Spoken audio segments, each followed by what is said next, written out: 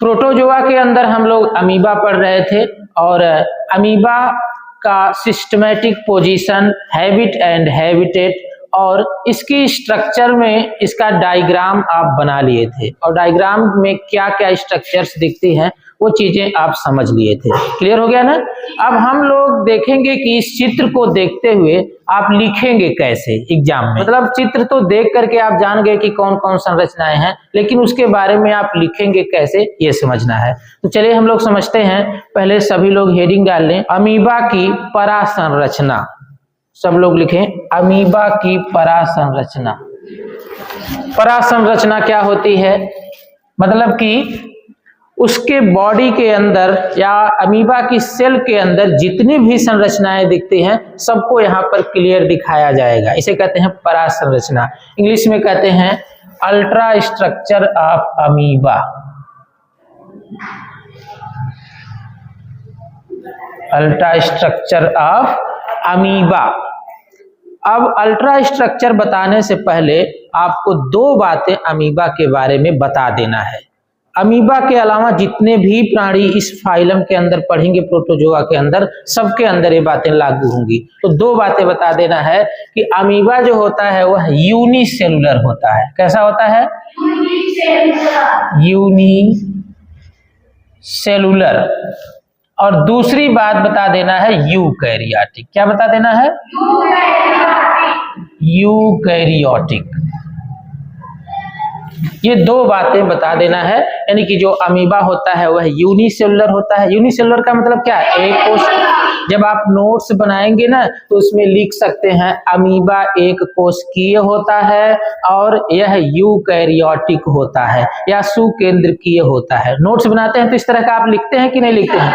ये जो मैं दे रहा हूं ये केवल कीवर्ड है। कीवर्ड का मतलब आपके दिमाग में बैठ जाएगा शब्द, फिर बनाकर लिखने के लिए तो आप अपने हिसाब से सब लोग अलग अलग तरह का बना करके लिखेंगे, है कि नहीं है? तो दो बातें आपको बता देनी है और फिर नीचे लिखना है जब अमीबा को इलेक्ट्रॉन माइक्रोस्कोप के अंदर देखेंगे तो निम्नलिखित संरचनाएं दिखेगी।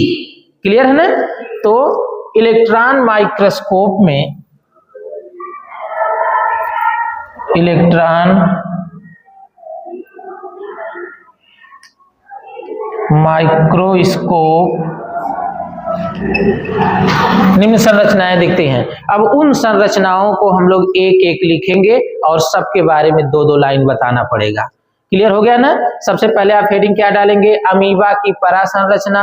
इंग्लिश में क्या कहते हैं? Ultra structure of amoeba. और यह क्या होता है? यूनिसेलुलर, एक कोशिकीय और यूकैरियोटिक होता है। फिर लिख देंगे इलेक्ट्रॉन माइक्रोस्कोप के अंदर अमीबा में निम्न संरचनाएं दिखती हैं। अब क्या क्या संरचनाएं दिखेंगी? तो इलेक्ट्रॉन माइक्रोस्कोप आप देखे हैं कि नहीं देखे हैं? नहीं देखे होंगे। आप संयुक्त सूक्ष्मदर्शी देखे होंगे, कंपाउंड माइक्रोस्कोप जो आपके विद्यालय में होगा। बाकी इलेक्ट्रॉन माइक्रोस्कोप काफी महंगा होता है और उसमें छोटी चीजों को देखा जाता है, जैसे वायरस हुआ, बैक्टीरिया हुआ और अमीबा है। इन सब छोटी चीजों को इलेक्ट्रॉन माइक्रोस्कोप में देखा जाता है ताकि अच्छे से इनके अंदर की संरचनाओं का अध्ययन किया जा सके। तो जब आप अमीबा को देखेंगे इलेक्ट्रॉन माइक्रोस्कोप के अंदर ना, तो सबसे पहले बाहर की आपको प्लाज्मा मेम्ब्रेन दिखेगी कि नहीं दिखेगी? कल चित्र आप बनाए थे ना, इसके पहले वाले लेक्चर में आपने चित्र बनाया था, तो आप देख रहे थे सबसे बाहर उसकी प्लाज्मा मेम्ब्रेन दिखेगी। उसके अंदर जाएंगे तो क्या दिखेगा? उसका साइटोप्लाज्म दिखेगा। उसके अंदर क्या दिखेगा? केंद्रक दिखेगा, साइटोप्लाज्म दिखेगा, फिर केंद्रक दिखेगा। और बहुत अगर ध्यान से देखेंगे, ज्यादा जूम करके, तो आप देखेंगे फिर उसके अंदर माइटोकांड्रिया दिखेगी और एंडोप्लाज्मिक रेटिकुलम दिखेगा, गोल्गी बॉडी दिखेगी और इसके बाद राइबोसोम दिखेगा, कंट्रैक्टाइल वैक्यूल दिखेगी, फूड वैक्यूल दिखेगी और प्लाज्मा मेम्ब्रेन के बाहर आप देखेंगे स्यूडोपोडिया दिखेगा। इस तरह की सारी संरचनाएं दिखेंगी। तो चलिए हम लोग एक एक संरचनाओं के बारे में लिखते हैं। तो सबसे पहले हम लोग देख लेते हैं प्लाज्मा मेम्ब्रेन। तो सबसे पहली संरचना क्या दिखेगी? Plasma membrane. बाहर से आप देखेंगे तो क्या दिखेगा? Plasma membrane. Plasma membrane. Plasma membrane. एक नाम इसका और है प्लाज्मा लेमा। ये नाम आप सुने थे कि नहीं सुने थे? नहीं सुने थे। ये पहली बार आप सुन रहे होंगे, जान लीजिए। इसका नाम प्लाज्मा मेम्ब्रेन भी है और प्लाज्मा लेमा भी है, और हिंदी में प्लाज्मा झिल्ली भी कहते हैं। क्या कहते हैं? प्लाज्मा झिल्ली। अब देखिए, इसके बारे में आपको 2-3 बातें बता देना है। पहली बात आपको बता देना है कि जो प्लाज्मा मेम्ब्रेन होती है यह थीन होती है। कैसी होती है? थीन होती है। थीन का मतलब क्या? पतली, पतली होती है। थीन का मतलब क्या? पतली होती है। और फ्लेक्सिबल होती है। फ्लेक्सिबल, फ्लेक्सिबल मतलब क्या? लचीली होती है। थीन होती है, फ्लेक्सिबल होती है, सेलेक्टिवली परमिएबल होती है।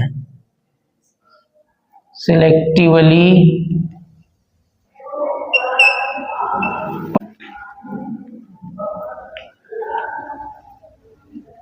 एक एक शब्दों के अर्थ अभी हम आपको बता रहे हैं। सेलेक्टिवली परमिएबल को हिंदी में कहते हैं चयनात्मक, चयनात्मक पारगम्य, चयनात्मक पारगम्य। अब इन शब्दों को समझिए। जो प्लाज्मा मेम्ब्रेन होती है वो क्या होती है? थीन, थीन का मतलब बहुत पतली होती है। फ्लेक्सिबल का मतलब लचीली होती है, मतलब घट बढ़ सकती है। लचीली चीज जानते हैं ना? लचीली का मतलब जो घट बढ़ सके। और सेलेक्टिवली परमिएबल का मतलब क्या होता है कि चयनात्मक पारगम्य, मतलब जिन चीजों को प्लाज्मा मेम्ब्रेन चाहेगी वही कोशिका के अंदर जाएगा, बाकी जिन चीजों को नहीं चाहेगी वो कोशिका से बाहर ही रहेगा, है कि नहीं? उसको क्या कहते हैं? Selectively permeable. क्लियर हो गया ना? अब देखिए इसका काम क्या होता है। तो प्लाज्मा मेम्ब्रेन क्या करती है?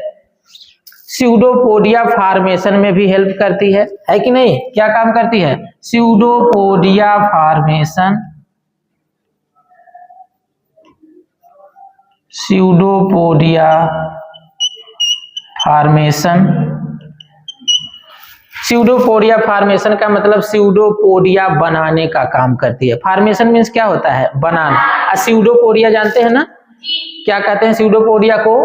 पादाब। स्यूडोपोडिया को क्या कहते हैं? पादाब। जो आप देख रहे थे अमीबा के नीचे पैर की तरह से निकला था, देखिए अगर इस तरह से अमीबा होता है तो नीचे देखिए इस तरह से इसके पादाब बने होते हैं, तो ये क्या है? पादाब, यानी कि स्यूडोपोडिया। तो प्लाज्मा मेम्ब्रेन से स्यूडोपोडिया भी बनता है। अगला काम इसका देखिए क्या है?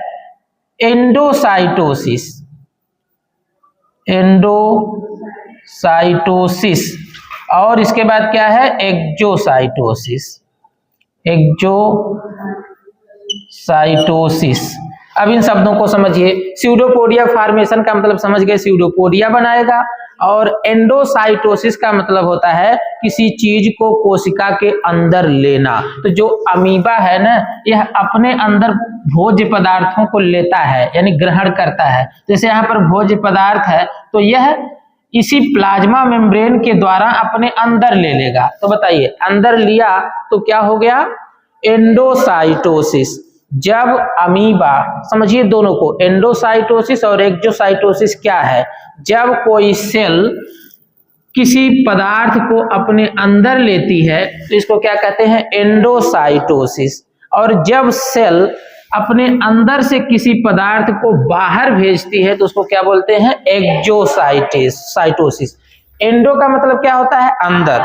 एक्जो मतलब क्या होता है? बाहर। तो बताइए, ये अंदर लेना और बाहर जाना दोनों का काम प्लाज्मा मेम्ब्रेन कर रही है कि नहीं?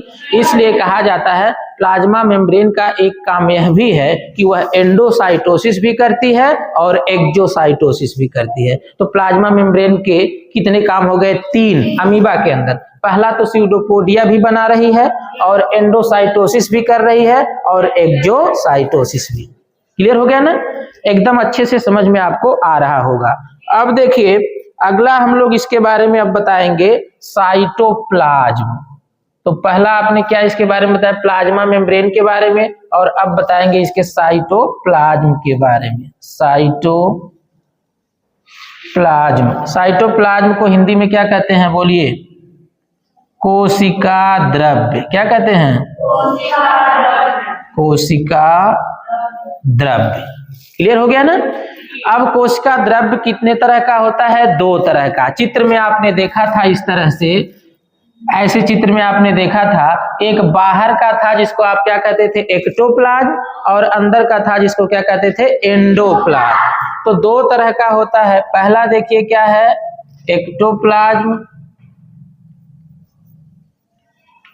और दूसरा क्या है, एंडोप्लाज्म। एक्टोप्लाज्म और एंडोप्लाज्म दोनों के बारे में थोड़ा थोड़ा सा बता दीजिए। तो जो एक्टोप्लाज्म होता है वो क्या होता है, क्लियर होता है। कैसा होता है, क्लियर। क्लियर मतलब एकदम साफ दिखता है, ठीक है। और नॉन ग्रेन्युलर होता है। कैसा होता है, नॉन ग्रेन्युलर। नॉन ग्रेन्युलर का मतलब इसमें कण नहीं होते हैं। क्लियर हो गया, यानी इसमें कणिका नहीं होती, कण कण नहीं पाए जाते हैं।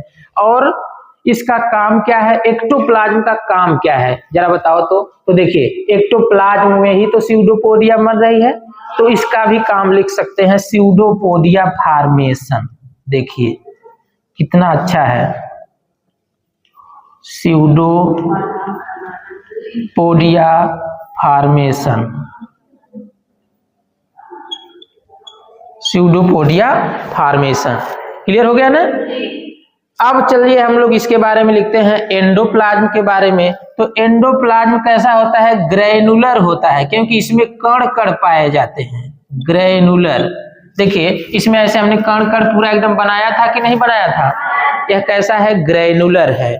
और सेमी फ्लूइड है। कैसा है, सेमी फ्लूइड। एक एक शब्दों को समझिए। सेमी का मतलब क्या होता है, अधूरा, और फ्लूइड का मतलब होता है तरल, यानी पूरी तरह से इसके अंदर तरल नहीं होता है, यह अधूरे रूप से तरल होता है, यानी आधे अधूरे रूप से तरल होता है, पूरी तरह से एकदम लिक्विड नहीं होता। इसको क्या कहते हैं, सेमी फ्लूइड, अधूरे रूप से तरल होता है। इसका काम बता दीजिए तो क्या है, इसका काम है contain cell organelles, cell organelles. Cell का मतलब क्या होता है, कोशिका, ऑर्गेनेल्स का मतलब होता है कोशिकांग। क्या होता है, कोशिकांग। यानी जो एंडोप्लाज्म होता है यह कोशिकांग को भी ग्रहण किए रहता है। कंटेन का मतलब क्या, लिए रहना। कंटेन का मतलब क्या होता है, लिए रहना।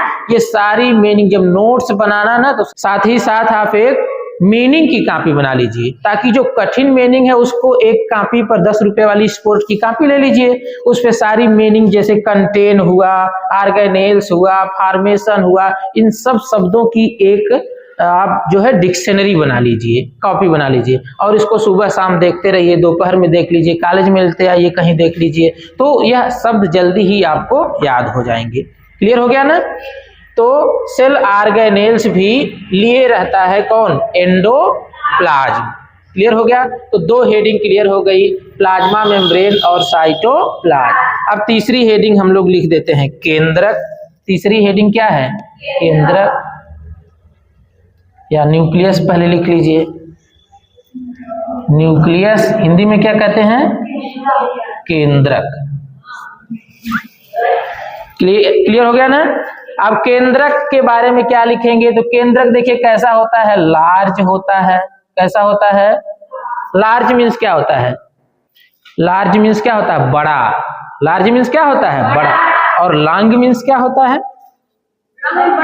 नहीं, हाँ दोनों मतलब बड़ा होता है, लेकिन समझिए लार्ज मीन्स कोई चीज इस तरह से बड़ी हो, उसका पूरा डायमीटर व्यास बड़ा हो, और लॉन्ग मीन्स लंबा होता है। लार्ज मीन्स बड़ा, लॉन्ग मीन्स लंबा। तो बताइए केंद्रक जो है वो लार्ज होता है कि लॉन्ग होता है, लार्ज होता है। अच्छा, किसी सड़क की बात किया जाए तो लार्ज है कि लॉन्ग है, लॉन्ग है। अब आप लोग समझे ना, दोनों का मतलब बड़ा है, लेकिन एक लंबाई के लिए है और एक पूरे उसकी बॉडी के लिए है।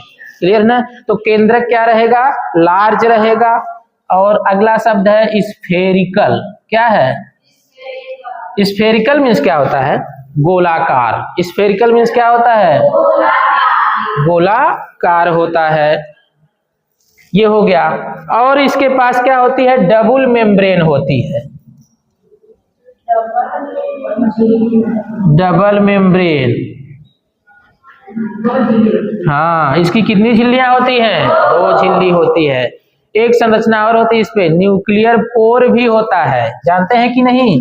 न्यूक्लियर पोर, न्यूक्लियर पोर होता है। पोर मतलब क्या? छिद्र।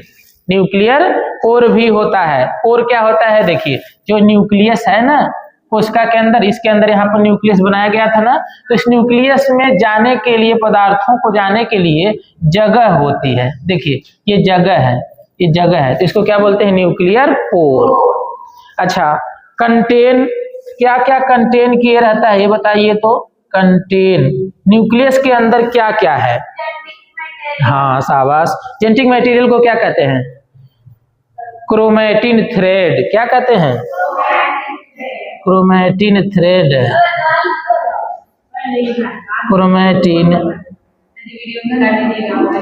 Chromatin thread.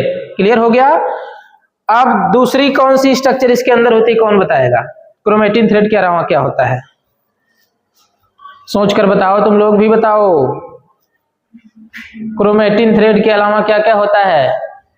एक स्ट्रक्चर और होती है छोटी सी, न्यूक्लियोलस। भुला गए तुम लोग? न्यूक्लियोलस भी होता है, न्यूक्लियोलस भी इसके अंदर होता है। न्यूक्लियोलस यानी केंद्रिका भी होती है इसके अंदर। क्या होती है? केंद्रिका। क्लियर हो गया? चलिए एक बार आप लोग रिवाइज कर दीजिए। अमीबा को जब इलेक्ट्रॉन माइक्रोस्कोप के अंदर देखेंगे तो सबसे पहली संरचना कौन दिखेगी? Plasma membrane. दूसरा नाम प्लाज्मा लेमा। क्लियर है? ये कैसी होती है? थीन होती है, फ्लेक्सिबल यानी लचीली होती है, सेलेक्टिवली परमिएबल यानी अपने हिसाब से किसी पदार्थों को अंदर आने जाने देती है। क्लियर? और यह स्यूडोपोडिया बनाती है और एंडोसाइटोसिस करवाती है और एक्सोसाइटोसिस भी करवाती है। अगला है साइटोप्लाज्म। कितने तरह का? 2। बाहर वाला एक्टोप्लाज्म, अंदर वाला एंडोप्लाज्म। एक्टोप्लाज्म क्लियर यानी साफ होता है, उसमें ग्रेन्यूल नहीं होते हैं, स्यूडोपोडिया बनाता है। काम हो गया? और एंडोप्लाज्म में लिख देंगे यह ग्रेन्यूलर यानी इसमें कण कण होते हैं, सेमी फ्लूइड मतलब पूरी तरह से तरल नहीं होता है, अधूरे रूप से तरल होता है, और फिर इसके अंदर कंटेन मतलब इसके अंदर क्या होता है? सेल ऑर्गेनेल्स होते हैं। ये भी क्लियर? न्यूक्लियस हेडिंग डालेंगे, इसमें लिखेंगे न्यूक्लियस लार्ज यानी बड़ा होता है, स्फेरिकल मतलब गोल होता है, डबल मेम्ब्रेन का मतलब इसके पास दोहरी झिल्ली होती है, और न्यूक्लियर पोर भी इसमें होते हैं, और इसके अंदर क्या क्या होता है? तो क्रोमैटिन थ्रेड और न्यूक्लियोल। पूरा क्लियर हो गया ना? अब अगली हेडिंग के लिए हमें इधर से कुछ मिटाना पड़ेगा, तो यहां से हम मिटा दे रहे हैं। देखिए अगली हेडिंग है माइटोकॉन्ड्रिया, ये चौथी हेडिंग रहेगी, माइटोकॉन्ड्रिया। Mitochondria, mitochondria. माइटोकॉन्ड्रिया में देखिए क्या लिखेंगे? तो माइटोकॉन्ड्रिया जो है वो न्यूमेरस होती है। न्यूमेरस, न्यूमेरस का मतलब अधिक संख्या में होती है, और ये जो है ओवल होती है। ओवल मतलब गोल होती है, या अंडाकार कह सकते हैं, अंडाकार रहती है, और रॉड शेप होती है। रॉड शेप का मतलब राड की तरह से, छड़ की तरह से। क्लियर हो गया? इसका काम क्या? ये भी डबल मेम्ब्रेनस होती है, double membranous.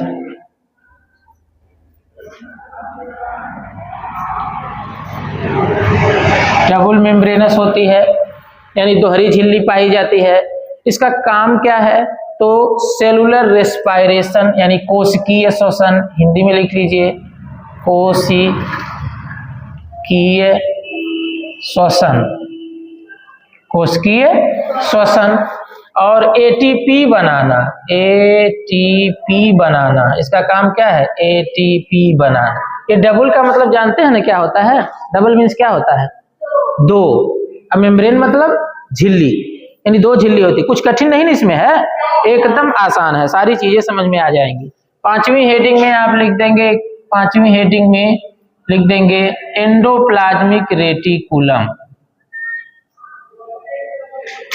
Endoplasmic reticulum. Endoplasmic reticulum, Hindi के अंदर कहते हैं अंतःप्रदव्य जालिका। इसमें देख लीजिए क्या क्या लिख देंगे, poorly develop, poorly develop, poorly का मतलब क्या होता है, कमजोर, पूरी तरह से विकसित नहीं होती, पुअरली डेवलप्ड। और इसका काम क्या लिख देंगे, तो इंट्रासेलुलर, इंट्रासेलुलर ट्रांसपोर्ट, ट्रांसपोर्ट यानी कोशिका के अंदर, कोशिका के अंदर, ट्रांसपोर्ट का मतलब परिवहन, कोशिका के अंदर क्या, परिवहन। क्लियर है? किसी की भी हिंदी ना आए तो पूछिए। पुअरली का मतलब क्या होता है, कमजोर, कमजोर। आप जानते होंगे गरीब, लेकिन यहाँ कोशिका के अंदर गरीब होने की क्या बात है। पुअरली का मतलब कमजोर, और डेवलप का मतलब क्या होता है, विकसित, यानी बहुत कम विकसित होती है। पुअरली डेवलप का मतलब बहुत कम विकसित। और इंट्रासेलुलर ट्रांसपोर्ट का मतलब कोशिका के अंदर परिवहन। बस एक हेडिंग और बची है, एक या दो, एक हेडिंग है इसके अंदर, गाल्गी बॉडी, गाल्गी बॉडी। गाल्गी बॉडी इसके अंदर जो होती है वो स्मॉल होती है, स्मॉल का मतलब छोटी, और इसका काम क्या है, सिक्रीशन, सिक्रीशन मतलब श्रावण, श्रावण मतलब किसी चीज को श्रावित करना, और स्मॉल का मतलब क्या होता है, छोटा। क्लियर हो गया ना? आगे और कुछ संरचनाएं हैं, जैसे मान लीजिए अगला है फूड वैक्यूल, फूड वैक्यूल, और क्या होता है इसके अंदर, कंट्रैक्टाइल वैक्यूल, कंट्रैक्टाइल वैक्यूल, और एक और स्ट्रक्चर होती है स्यूडोपोडिया, स्यूडोपोडिया। सारे के काम मैंने अच्छे से आपको पहले ही समझा दिया है चित्र के दौरान, वहां से भी आप समझ सकते हैं। बाकी इतनी ही स्ट्रक्चर इसके अंदर खास थी। हम लोग अगले लेक्चर में पढ़ेंगे पैरामीशियम। क्या पढ़ेंगे? पैरामीशियम। ठीक है, सारी चीजों की हिंदी मैं बोलते गया हूँ, नोट्स बनाते समय आप उसकी हिंदी भी लिख सकते हैं। ठीक है, और एक बार और लेक्चर देखेंगे तो पूरी तरह से आपको क्लियर हो जाए। ठीक है, फिर नेक्स्ट लेक्चर में मिलते हैं।